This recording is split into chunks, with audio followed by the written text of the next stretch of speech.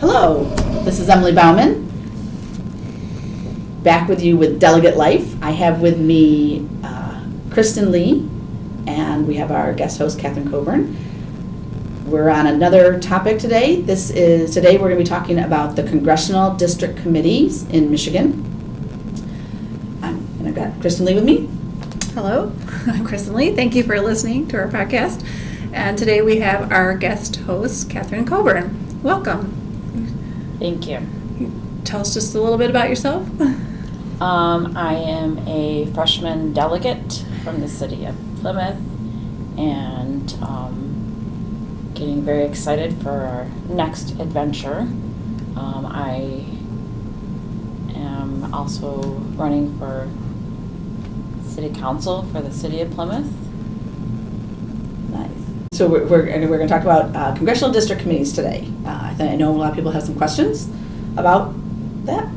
Yes, I most certainly have a lot of questions. My first question is, what is a congressional district? Well, in Michigan, we have 13 congressional districts. We just redistricted. That happens every 10 years based on the census. So congressional district meaning we have a representative in Congress in D.C. from that area of the state. So we were at 14, now we're down to 13 congressional districts. And we have 13 representatives in Congress, and then parallel to that are 13 Republican congressional district committees, where we have delegates elected to those committees from that geographic area of the congressional districts. And that election happens every 2 years. On the odd year, on the Friday night caucus of the state convention. There you go. Do you want to talk about what like we said, the primary goal of a congressional district committee would be to identify and recruit and encourage people to run for the congressional seat, Republicans to run for a congressional seat. Obviously, on the other parties, Democrat would have their own congressional district committee. We do talk about the fact that a lot of times you'll see it terminologies as the CDRC. So you might see the first CDRC all the way to the 13th CDRC. CDRC simply stands for Congressional District Republican Committee. So 13th or 12th or 6th Congressional District Republican Committee, CDRC is what you'll see a lot of times. They might also call it the district committee. So there's a lot of different ways, and each congressional district committee has the ability to, they will make their own bylaws. So one of the things right now, since we just changed over with the new census and all these other committees are new, they will all be establishing new bylaws to carry them pretty much for the next 10 years outside of any potential rule changes with any given committee at any time. So we're in the process of electing them. As Kristen said, in the odd years we elect a committee, which would be made of the chair, the vice chair, the secretary, the treasurer, 6 members that serve on the state central committee from that congressional district. Which we'll talk about those later. Yep. And then 15 additional committee members. For a total of 25. Correct. Right. So that will make up the district committee, and then through that you get the bylaws and all those kind of things. Rules and procedures. Rules and procedures, right. And the key always, and when you're doing that, is that there is state law, so you have to make sure that you don't, break any state laws when you're establishing bylaws. Then there is the Michigan Republican Committee, the state committee, that you want to make sure you're matching anything that they say in there that you want to make sure you're doing, and then you can, and any local, obviously if there's any local things that talk about them, normally there's not. But again, their primary focus is the congressional candidate. And with that, it's fundraising for the congressional race. I would say it's actually more about the congressional race, which involves tapping someone on the shoulder, recruiting folks to run, and then of course staying out of it during a primary, maybe supporting the primary race by having, there's plenty of ideas, but a debate or a forum, and then the whole time fundraising so that the committee is helping support the congressional race from the primary to the general so that we can win, get our Republican elected in the general election in November every 2 years for Congress. So there's the fundraising component. Mm-hmm. And then I did want to just add briefly that in these committees, a congressional district committee may choose to adopt in their bylaws, and this is suggested that they do so, that any member of the state legislature or the congressional delegation, so any of our elected officials at the state level or DC level who reside in the district would also be members of the committee in addition to the 25 members. So the idea of that connection to our electeds, that can be a part of the bylaws, allowing them an automatic seat in the committee. And then the requirements would be that you have to reside in the congressional district.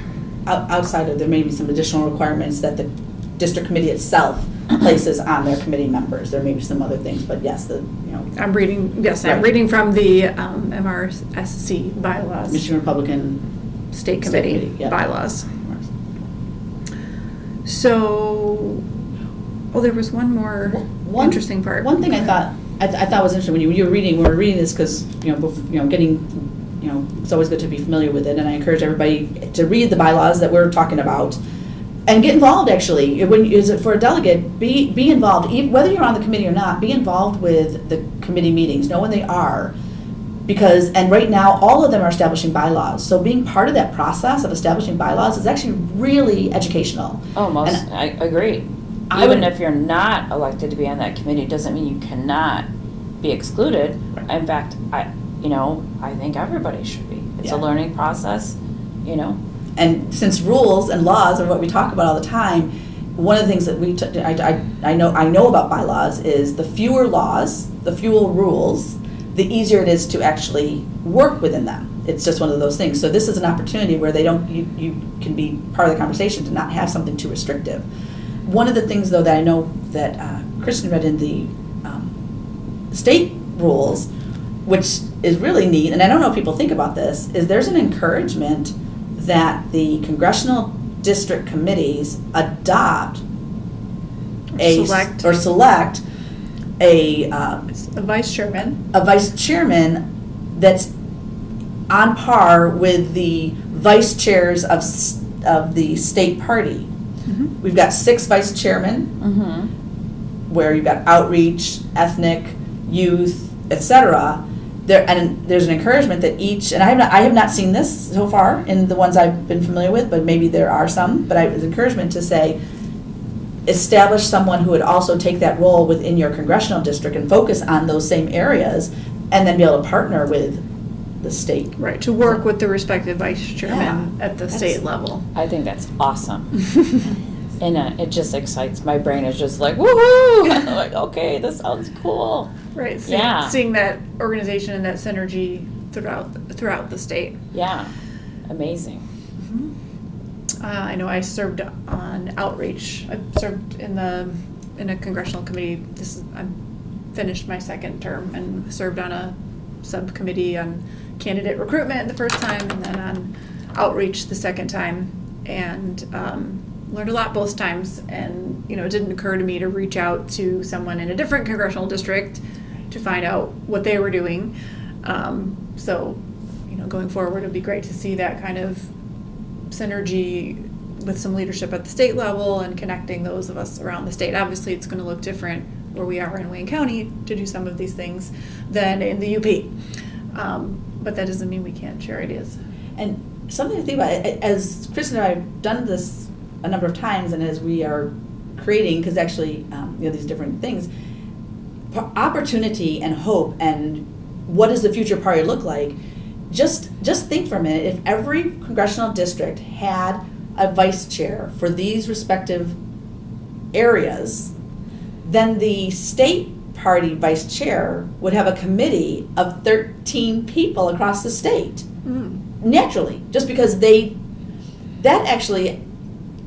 totally makes sense, because that one vice chair can't be, No. in the lower and the upper. It's impossible. And therefore, liaisons.